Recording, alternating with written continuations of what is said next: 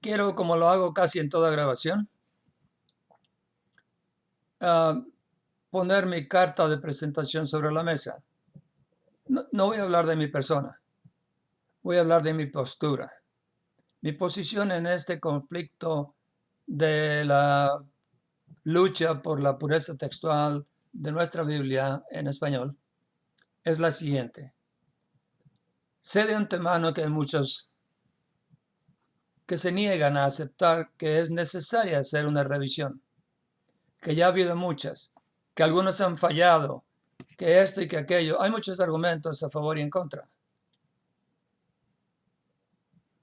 Pero a veces los argumentos son emocionales, no necesariamente racionales, no conforme al sentido común y la verdad, sino apasionados, insisto, emocionales, porque esta es una cosa que nos llega, si creemos en la palabra de Dios, nos llega profundamente al corazón. Pero no deberíamos ser movidos tanto por las emociones como por la razón misma.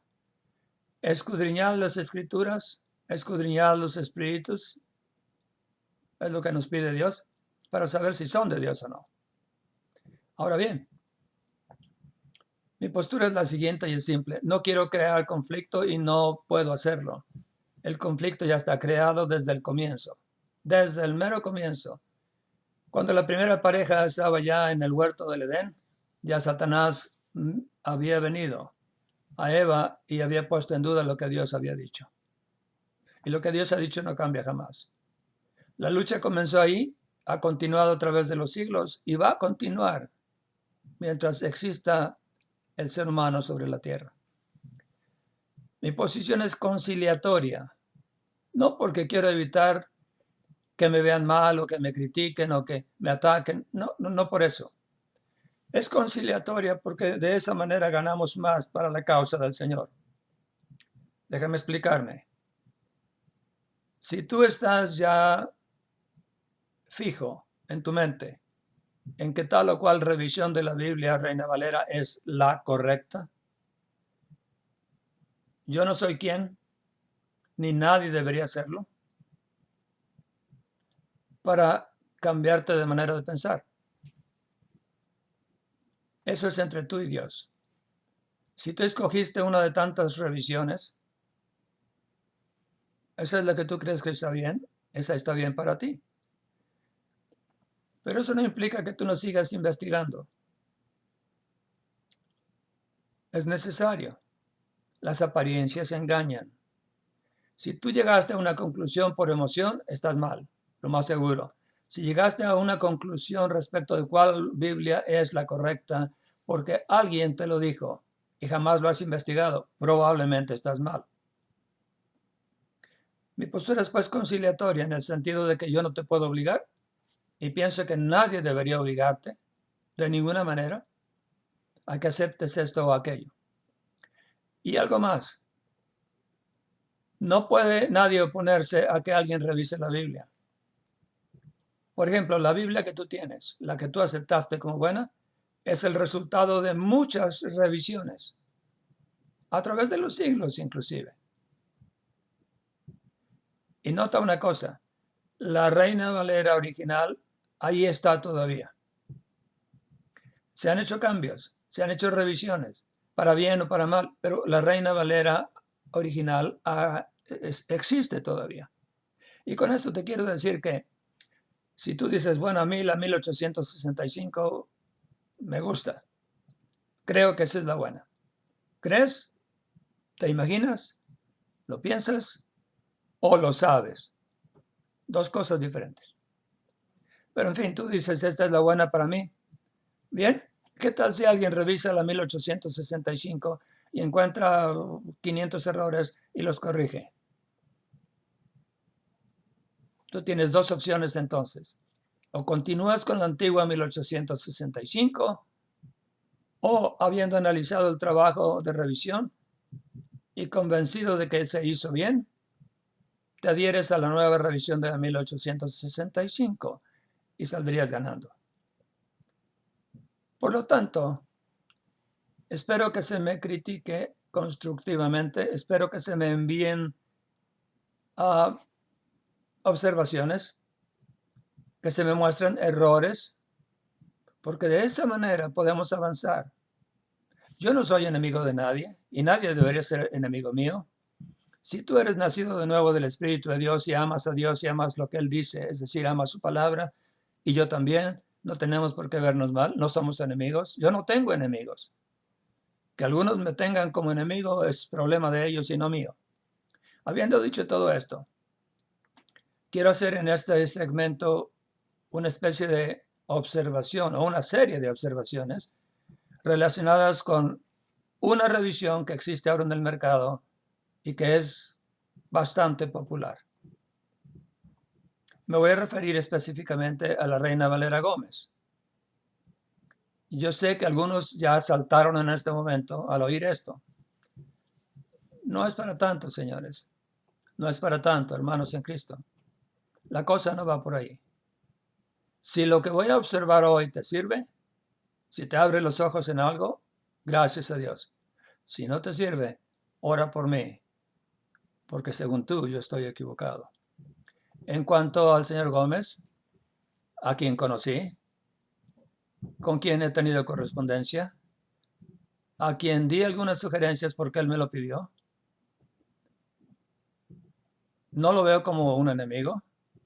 Esto que voy a observar hoy respecto de la Reina Valera Gómez no es un ataque personal al señor Gómez. Lejos esté de hacerlo. Pero si tú encuentras que lo que voy a observar aquí es verdad, toma medidas. De esa manera elevamos la causa del Señor. Defendemos su palabra, que es la base de nuestra fe. Por el oír viene la fe. Por el oír la palabra de Dios. Esa es mi postura y quiero que la entiendas. Ahora, voy a empezar a hacer esa serie de observaciones de que hablaba respecto de la Reina Valera Gómez. Primero, quiero observar que no sé si él o quienes publican su Biblia, un ministerio de una iglesia local en Florida y Jack Chick o Chick Publications, no sé si son ellos dos con la aprobación del señor Gómez o si es el señor Gómez quien les dio lo que debían publicar. Pero la verdad es que hay cosas que no concuerdan. Por ejemplo, leí respecto de la Reina Valera Gómez que el señor Gómez no quiere usar la palabra en el Evangelio de Juan capítulo 1, empezando con el primer versículo. No quiere usar la palabra, sino que escogió la palabra verbo. La palabra verbo viene del latín. Voy a empezar por preguntar una cosa. Al rechazar la palabra y adoptar la palabra verbo, ¿estaría pareciéndose más al texto católico? Recuerde, el latín ha sido la lengua oficial de la Iglesia Católica. Y hasta el siglo XIII no había Biblias, sino solamente en latín.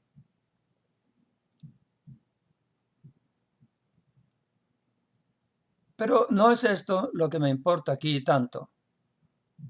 Tanto en el primer versículo de Juan, capítulo 1, como en el versículo 14, como en Juan 1:42, se juega con las palabras.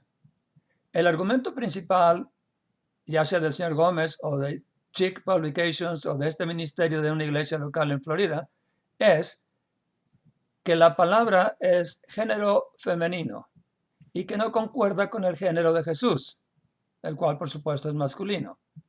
Por lo tanto, escogió el verbo que sí es masculino singular.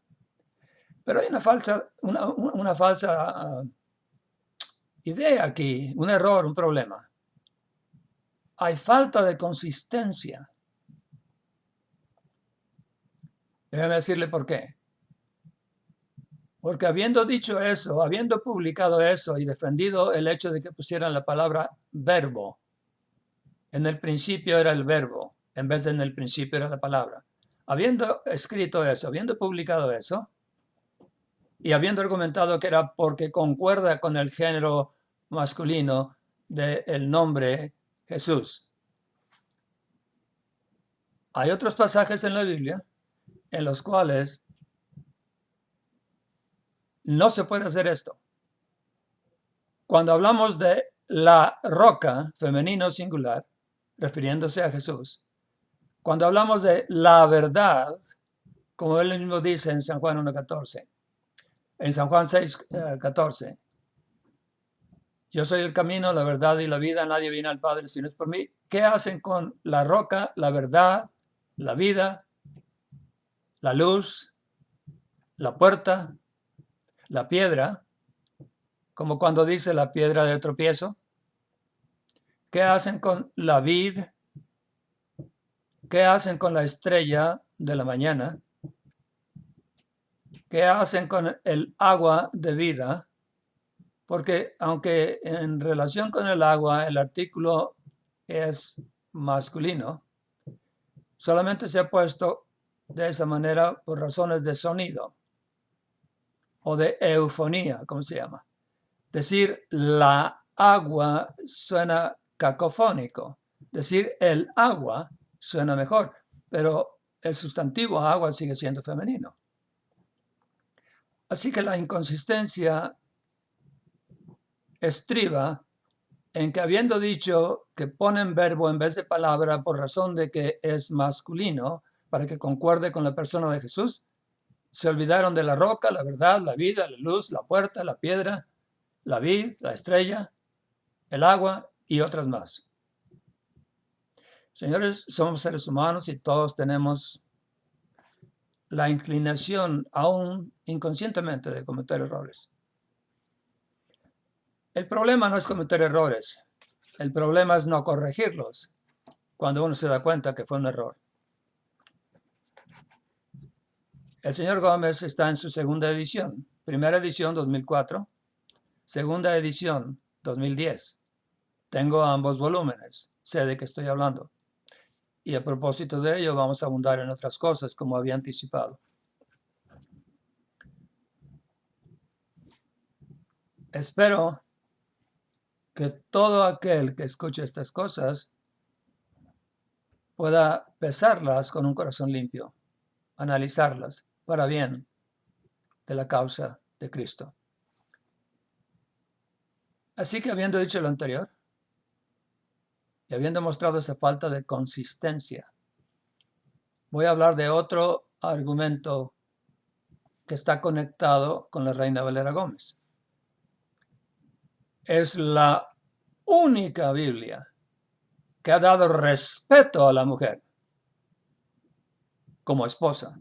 Así que es la única Biblia de habla hispana o del lenguaje español que tiene más veces la palabra esposa y no la palabra mujer, cuando esta palabra mujer se refiere a una esposa, que le dan a la mujer un mejor tratamiento.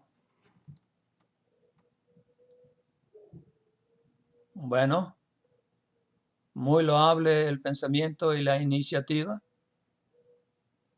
Pero número uno, en la Biblia del señor Gómez, hay muchísimos pasajes todavía, y estoy hablando de la 2010, que hasta donde yo sé es la última que han publicado, en donde la palabra mujer es usada en vez de esposa. Muchísimos todavía. Ahora, estamos hablando quizá de dos cosas diferentes. Si él dice que es la Biblia en la que más veces se le llama a la esposa en vez de llamarle mujer, eso es una cosa. Pero la otra diferente es que en todos los sitios donde deberían llamar a una mujer esposa, la llamen así, en vez de llamarla mujer. Y esto es precisamente lo que no está ocurriendo. También, hablando del esposo, a quien obviamente deberían darle el mismo tratamiento, hablan de marido Y déjenme decir algo aquí que parece profundo, pero es simple y sencillo. Todo esposo es un marido, pero no todo marido es un esposo. Me explico. El esposo cumple con las funciones maritales para con su esposa, pero no todo aquel que tiene relaciones maritales con una mujer es necesariamente el esposo. Sabemos que la palabra esposo y marido han sido usadas como sinónimos, pero otra vez nos estamos inclinando por la costumbre del pueblo, la forma en que habla el pueblo, en vez de tomar las cosas como son. Marido no es lo mismo que esposo. Pensemos por un momento en la palabra marido en relación con el esposo de la iglesia, quien es Cristo. Como que suena mal llamarle marido, porque esto se refiere al contacto carnal entre hombre y mujer, primariamente. La palabra en inglés, la palabra correcta, en este caso, sería husbandman, que podríamos traducir como labrador. Hablando con el pensamiento antiguo, este husbandman, este labrador, es el patriarca, es el jefe no solamente de su familia directa, sino de las familias antes que él, porque de ellos desciende. Es el patriarca de los que están adelante de él, de los que vienen después de él, más que nada. Es la palabra correcta y lo podemos traducir como esposo. Pero marido es otra cosa. En el contexto adecuado está bien, podrían ser sinónimos y no son sinónimos perfectos. Tomando en cuenta esto, debería eliminarse la palabra marido y usar la palabra esposo todo el tiempo. Y la palabra esposa, cuando es el caso, en vez de mujer. Habiendo publicado esto, no se está haciendo, no es completa la idea, no se llevó al cabo totalmente. Y puedo pensar que sobre todo al principio, en la edición 2004, el grupo que ayudó al señor Gómez y él mismo no revisaron toda la Biblia, palabra por palabra, línea por línea. No revisaron cada palabra del texto bíblico. Lo sé, y voy a dar prueba de ello en un momento. Igual que en el primer caso, hay inconsistencia aquí otra vez.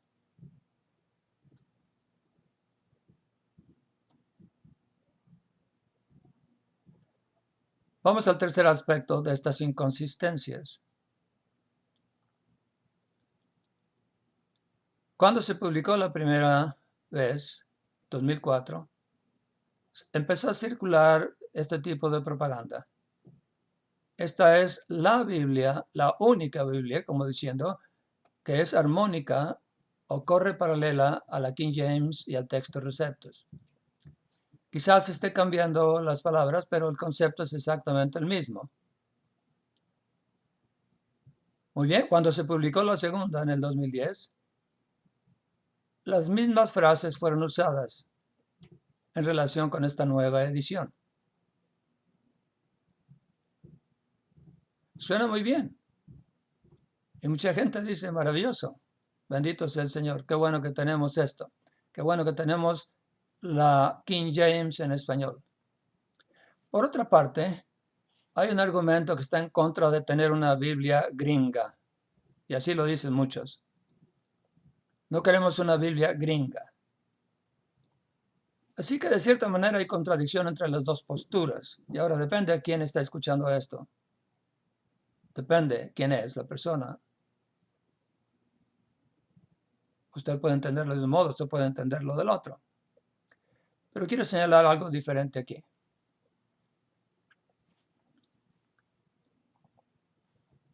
Si entre la primera edición y la segunda hubo muchísimos cambios, muchísimas correcciones,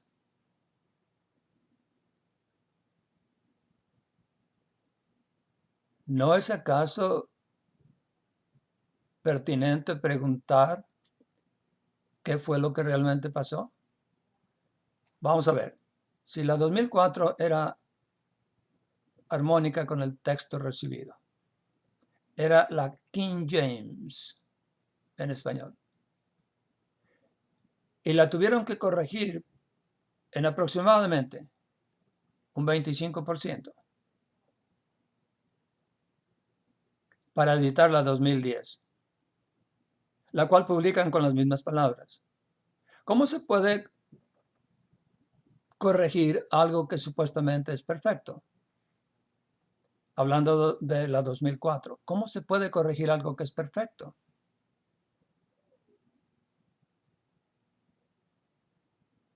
Sin embargo, se hizo. Entonces, lo que era perfecto en el 2004 fue corregido para ser perfecto otra vez en el 2010. Perdón, pero yo no entiendo esta clase de razonamiento.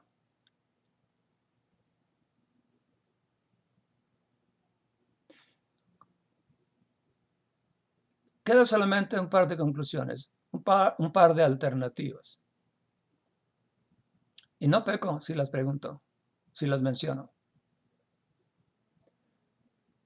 ¿Por qué se publicó la 2004 con esas frases, armónica o paralela a la King James y el texto recibido? ¿Por qué?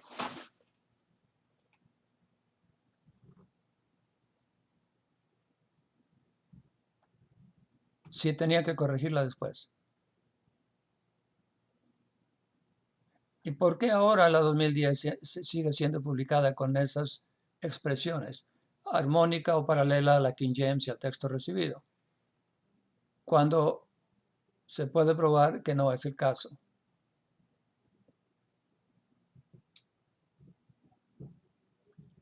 Las dos preguntas, las dos alternativas que quiero hacer son las siguientes.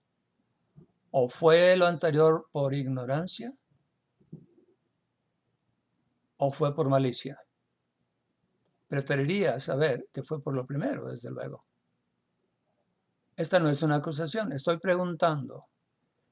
Teniendo la evidencia enfrente y sabiendo que la 2004 fue corregida y que fue publicada con esas frases, y sabiendo que la 2010 también fue publicada con estas frases, y las dos son diferentes, pregunté hace un momento cómo se puede corregir lo que es perfecto. Es imposible. Y ahora pregunto, ¿por qué ocurrió todo esto? ¿Por ignorancia o por malicia? Ahora, yo sé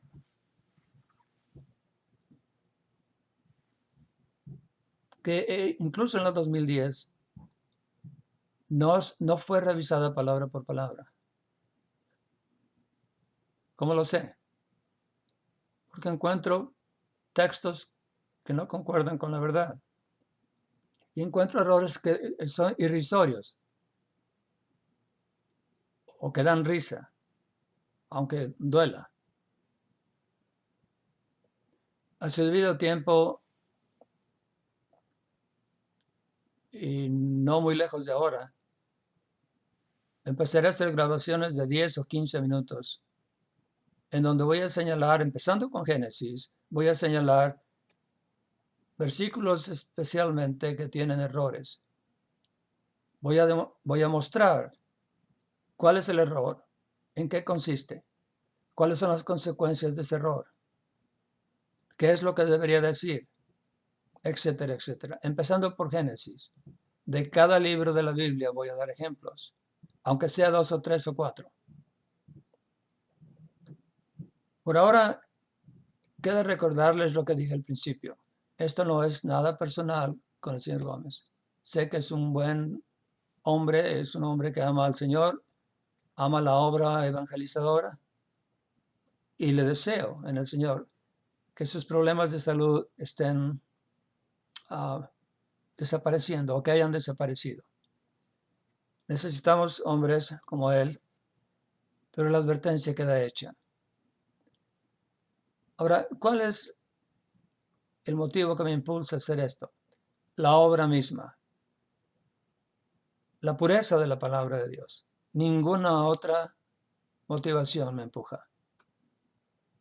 ¿Por qué digo esto? ¿Cómo puedo probarlo para los que no me conocen? Principalmente por una razón. Si usted no me conoce, no me puede juzgar, no puede determinar quién soy moralmente, espiritualmente hablando. Pero le voy a decir algo. La nueva revisión, Reina Valera RSS, que está a punto de ser publicada, no se va a vender. Yo no tengo nada que ganar monetariamente hablando en ello o con ello. Aparentar que soy mejor que el señor Gómez o cualquier otro cristiano, no es una razón legítima y Dios conoce mi corazón. Lo que me anima únicamente es que alguien tome en cuenta esto, incluso el señor Gómez, y que se revise de nuevo, que se mejore, que sea purificada. Él y yo no somos enemigos y no quiero que por esto él piense que soy su enemigo, al contrario. Me importa la causa más que el egoísmo de todos los hombres juntos. Todos nosotros juntos no somos más grandes que la causa. Esa es la razón por la cual expongo estas cosas. La palabra. Si en algo estoy mal, y el señor Gómez va a llegar a saber esto, yo lo sé. Debe mostrarme en que estoy mal.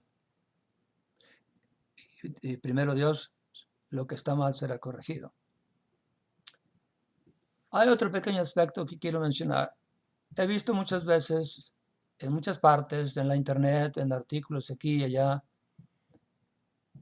recomendaciones de personas americanas que no hablan ni papa de inglés. Que no hablan, perdón, al revés, que no hablan ni papa de español. Que no comprenden los problemas propios de la estructura del lenguaje español. Que no entienden las costumbres de nuestra gente hispanoparlante. Y sin embargo, estos señorones, estos doctores de la ley, algunos de ellos, dan unas recomendaciones ciegas.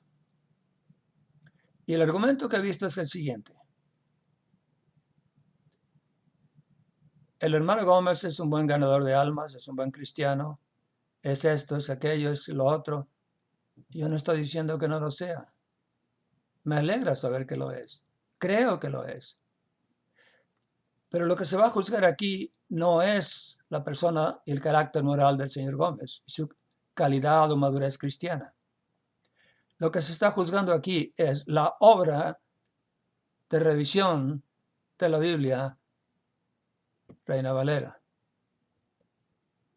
Y estos que dan esas recomendaciones, o como dirían en inglés, endorsements, blind endorsements, no sabiendo nada de nada, hacen mal. Está como este caso. Tengo un amigo que por años me ha dicho que él no puede poner sus uñas, así lo dice, en los textos de la Reina Valera porque él es un gringo. Si yo no tengo nada que hacer ahí, yo no puedo juzgar esos textos, aunque habla español. Y es una persona preparada en muchas materias. Pero él dice que por ser americano, él no puede meter sus uñas en los textos de la Biblia en español, que a él le corresponde hacer eso en los textos de la Biblia en inglés. Sin embargo, mientras ahora está predicando en español, él decidió que la 1865, revisada por Pratt y Ángel de Mora, es la correcta, es la Biblia correcta en español. Y yo tengo una pregunta para mi amigo. ¿Cómo es posible que él llegara a semejante conclusión sin que él metiera las uñas? Es decir, sin que él analizara, sin que él criticara, sin que él escudriñara los textos de la Biblia en español. ¿Alguien se lo dijo y él lo creyó a ciegas?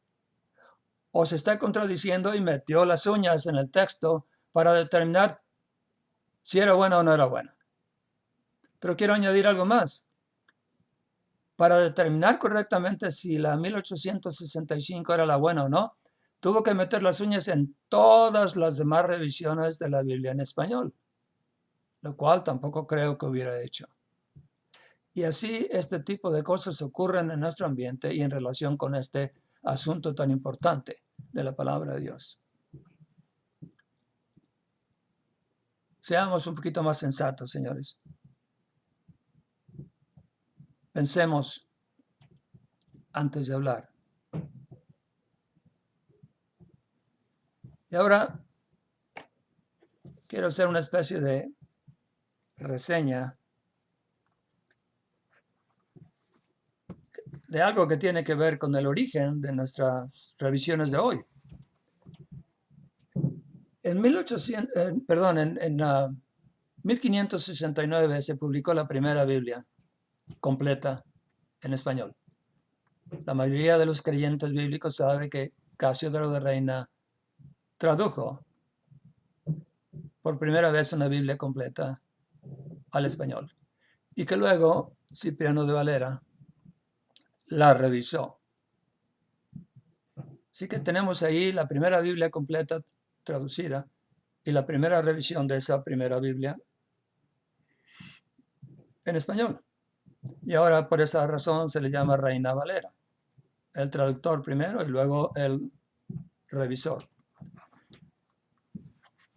Pero es interesante conocer algunos asuntos relacionados con la historia de nuestra Biblia. Hacernos algunas preguntas, algunas reflexiones. Quiero citar a un personaje que es reconocido en España, aún hoy, a distancia de su partida hacia el otro mundo, como uno de los mejores lingüistas.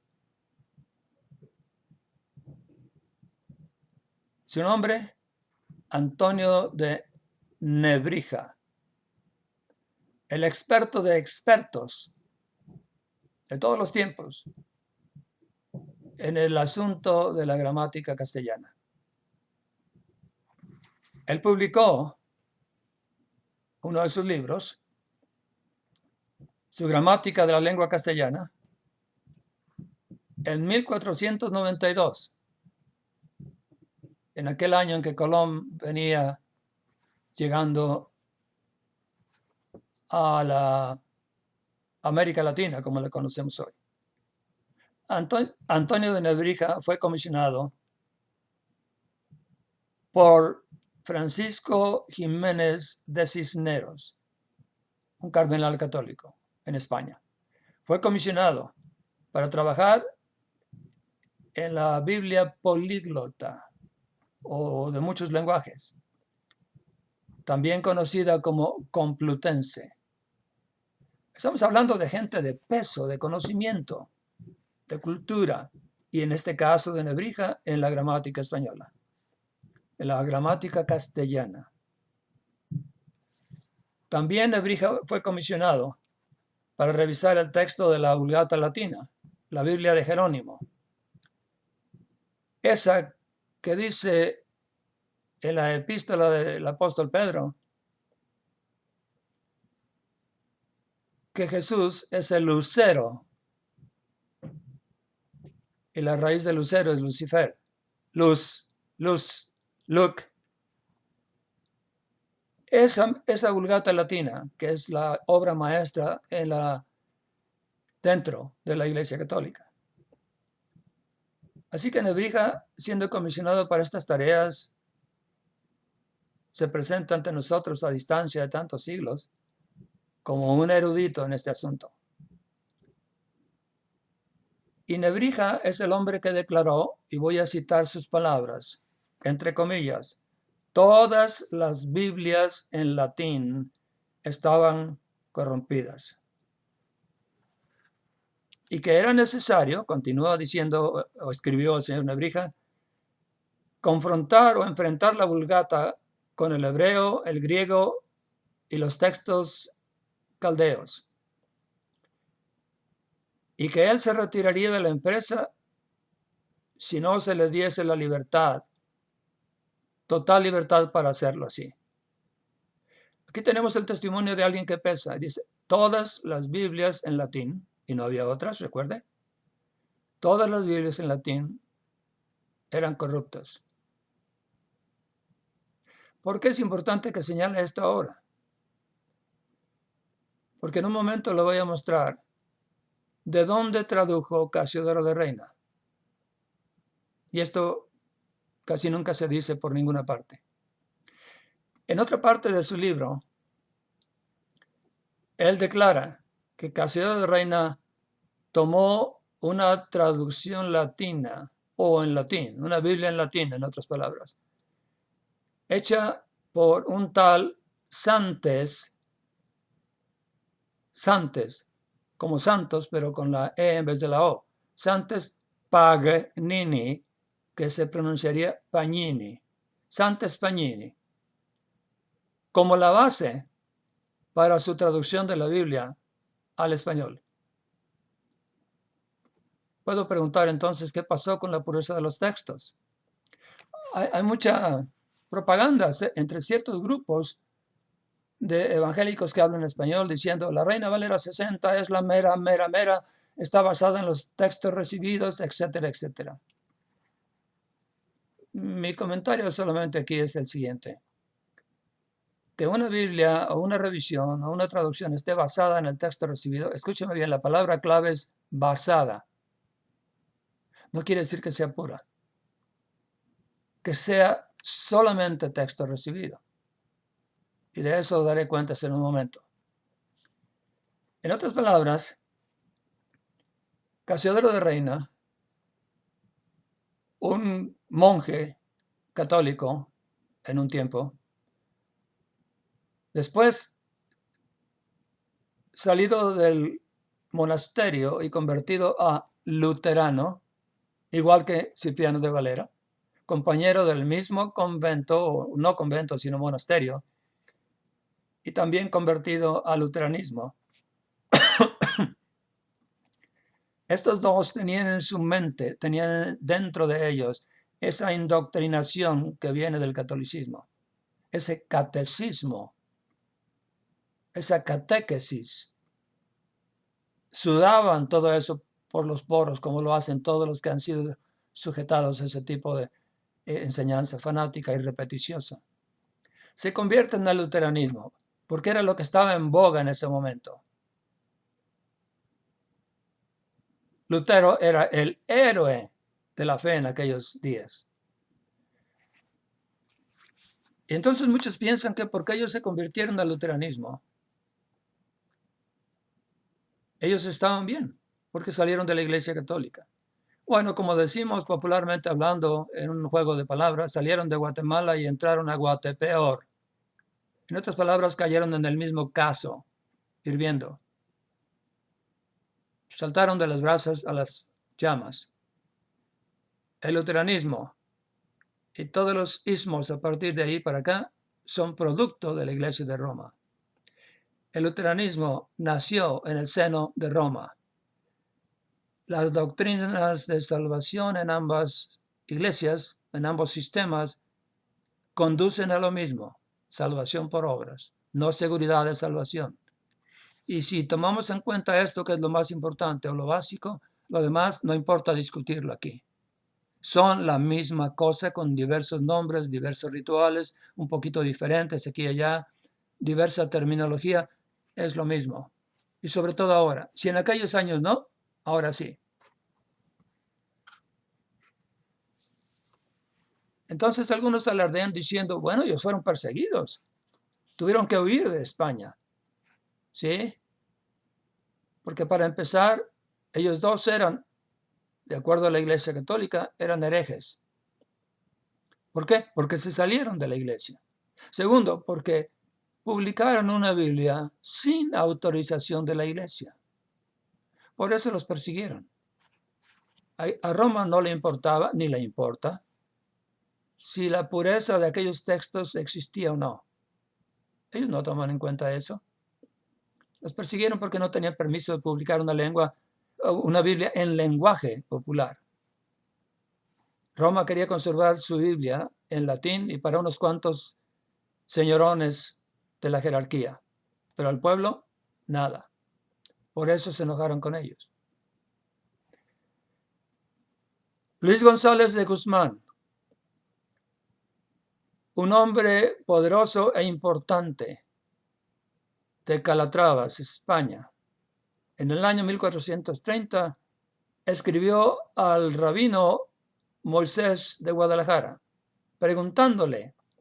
pidiéndole que hiciera una traducción de la Biblia en lengua romance o en lenguaje, en este caso castellano.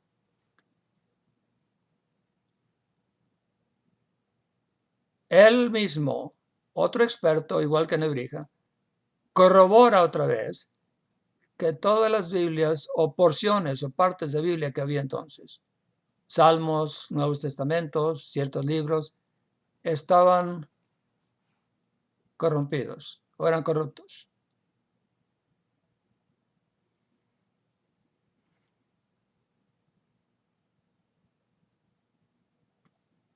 Déjeme hacer una reflexión o dos. Yo no creo, corrígeme a alguien si puede, yo no creo que Dios diera la Biblia, su palabra, al mundo hispano a través de España. Déjeme decirle por qué. España siempre ha estado bajo el yugo de Roma. Al final de esta grabación leeré algunas preguntas en relación con esto para que las medite. Así que tenemos aquí dos testimonios, el de Nebrija y el de Luis González de Guzmán, ambos expertos, y ellos coinciden en que todo lo que existía en relación con Biblias, Nuevos Testamentos, porciones de la Biblia, eran corruptos. Y le recalco el hecho que Casiodoro de Reina tomó una Biblia en latín, que Santos Pagnini había traducido de otros idiomas al latín. Por lo tanto, esa Biblia estaba controlada por Roma, era una Biblia católica, y esa fue la que usó Casiodoro de Reina para traducir al español.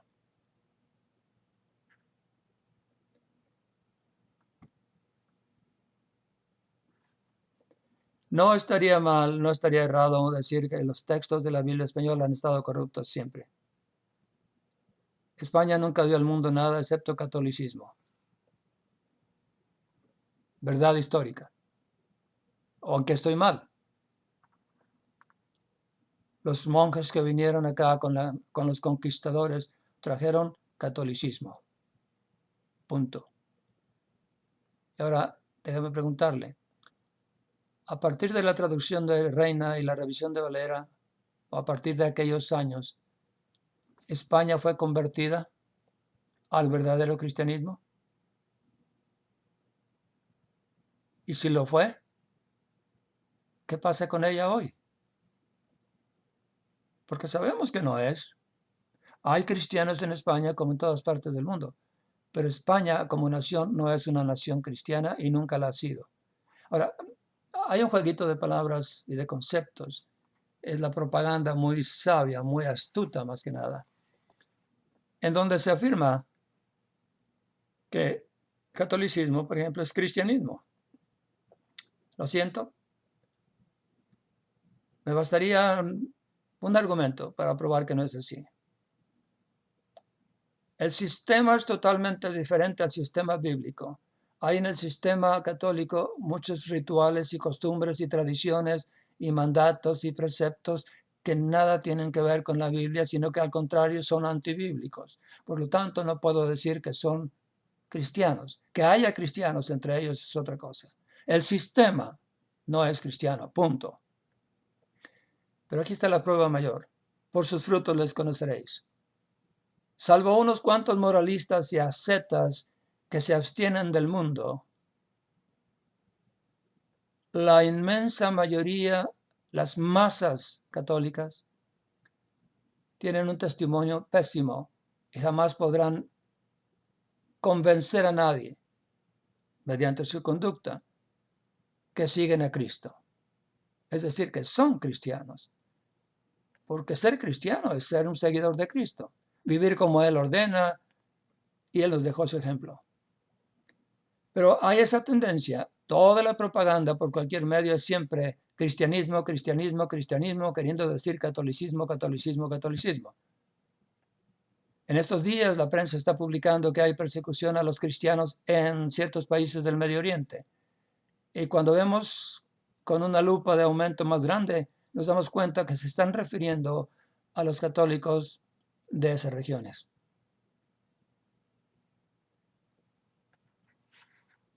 Así que España es una nación cristiana ahora, o se convirtió después de la traducción de Casiodoro de Reina. No, España nunca ha tenido otra cosa más que catolicismo. Decía hace un momento que antes del siglo XIII, casi toda parte que estaba escrita sobre la Biblia era en latín. Y todos los textos latinos son corruptos.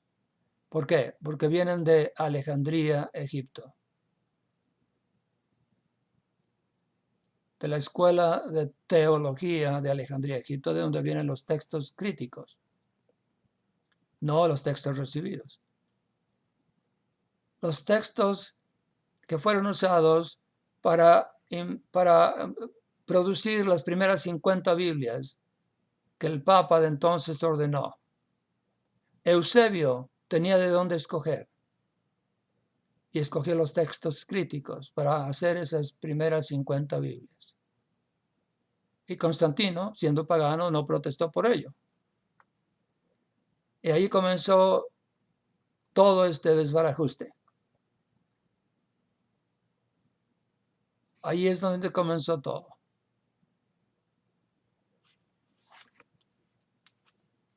Si nuestra Biblia española viene de esas fuentes,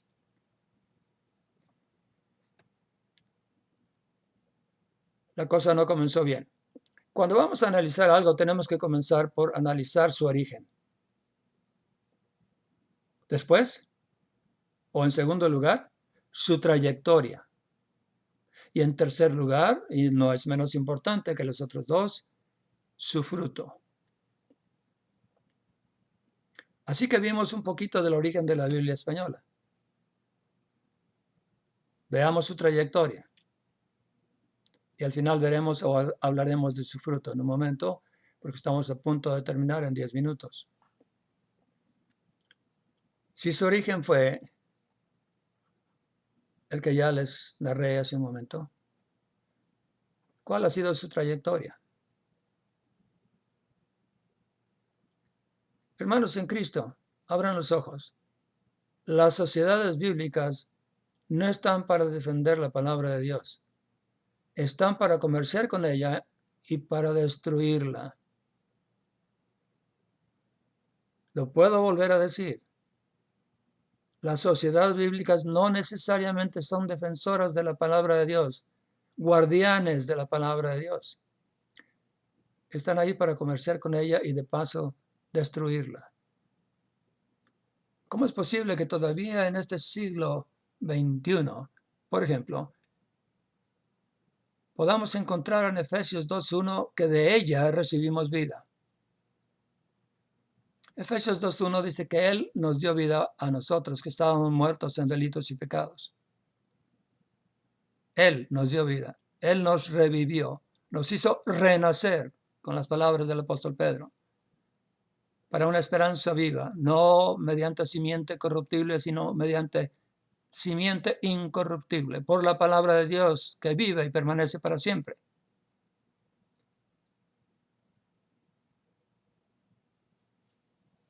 Entonces, veamos la trayectoria. Desde que la Inquisición dejó de perseguir a los que querían publicar Biblia o tenían una Biblia, y esto duró, esta etapa de la Inquisición fue siglos. Desde entonces hasta el día de hoy, las sociedades bíblicas han metido sus manos, han puesto sus uñas, como dice mi amigo, en los textos bíblicos.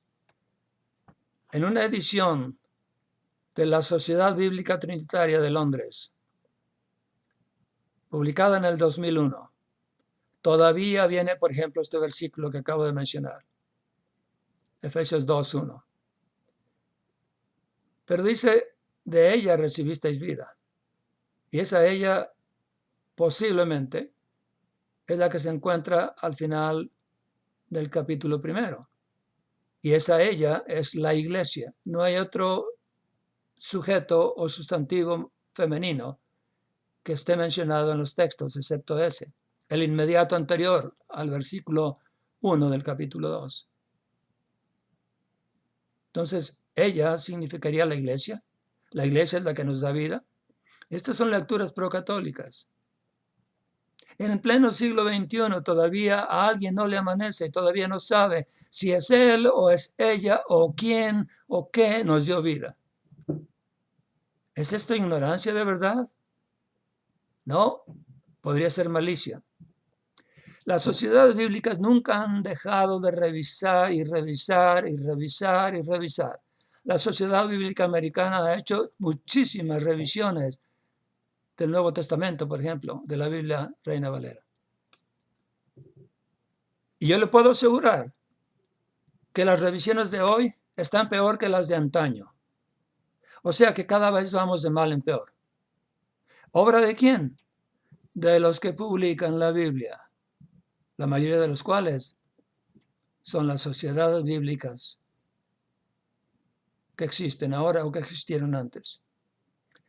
Pero quiero llegar a las 60. Rápidamente un par de cositas. Note que la Reina Valera 1960 se publicó en el año 1960. Note que en ese año, o en unos meses después, comenzaría el Concilio Vaticano II. Note que el Concilio Vaticano II, entérese, por favor, proclamó la apertura y la renovación de la Iglesia Católica. Esto significa, entre paréntesis, ecumenismo. Y el ecumenismo significa, vamos a juntar a todas las religiones en una sola.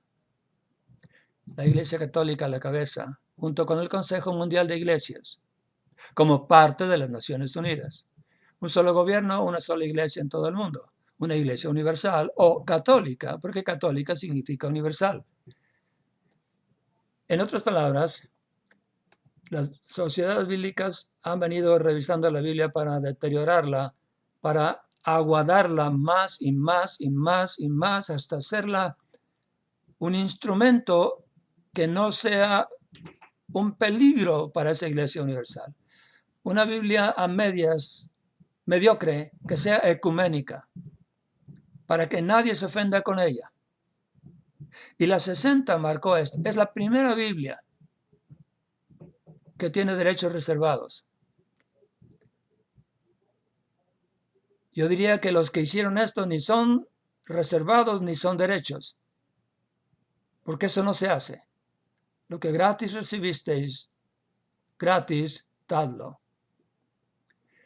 Así que se abre el Concilio Vaticano II, declara la apertura y la renovación de la Iglesia, y la Biblia ya estaba ahí lista.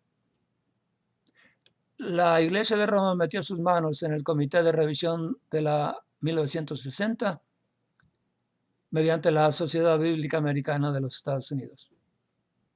Metió sus uñas ahí. Y yo sigo preguntando todavía, ¿qué tenía que hacer la Iglesia de Roma? Revisando una Biblia que se supone que no es la de ellos. ¿Qué asunto tenía que hacer ahí? O tenía que ver. Pero así van las cosas. Ahora note, si la 909 era todavía decente, aunque con muchos errores, la 1960 está peor que la 1909. Y la 1909 es mejor que la 1865. Y la 1800 mejor, o peor más bien, que las anteriores. Así va la degradación desde Casiodoro de Reina hasta hoy. Y si usted agarra una Biblia hoy, de la última que salió al mercado, del 2000 y tantos, la va a encontrar peor que la 60. entonces no estamos mejorando. Y esa es la idea. Hacer una sola iglesia universal. Ecuménica, es decir. Y para ello se necesita una Biblia a medias, con la que todos estén de acuerdo. Hay Biblias ahora que ya no llaman a Dios Él, le llaman ella. Y están circulando, son vendidas en estos días. Si el fundamento fuera quitado, ¿qué ocurrirá? Una frase aquí, un versículo allá, una doctrina aquí, una allá, fuera, fuera, fuera, fuera. Y si dejamos que esto ocurra en corto tiempo, no tendremos una Biblia. No tendremos la palabra de Dios. Este es un asunto de vida o muerte eternas. Vida eterna o muerte eterna. Este es un asunto serio. No lo tomemos a la ligera diciendo, bueno, es que yo en mi Biblia tengo los esenciales para ganar almas. Yo soy un ganador de almas. ¿Y a qué le llamas ganar almas? A convencer a alguien humanamente de que repita contigo una oración y luego después de repetirla ya le declares salvo y le hagas pensar que ya fue salvo. ¿Es esto ganar almas? ¿O engañar almas? De esto hablaremos en otro punto, en otra sección. Por ahora, quiero decirte que ha sido un placer hacer esta grabación. Y quiero recalcar una vez más en este momento final, hermano en Cristo, especialmente tú, hermano Gómez, Humberto Gómez, caballero. Tú no eres mi enemigo, yo no soy tu enemigo. Hice las observaciones que tenía que hacer porque estoy obligado a hacerlas, porque es necesario hacerlas para bien de la causa de Cristo, para bien de otros que vienen tarde o temprano al conocimiento de Cristo.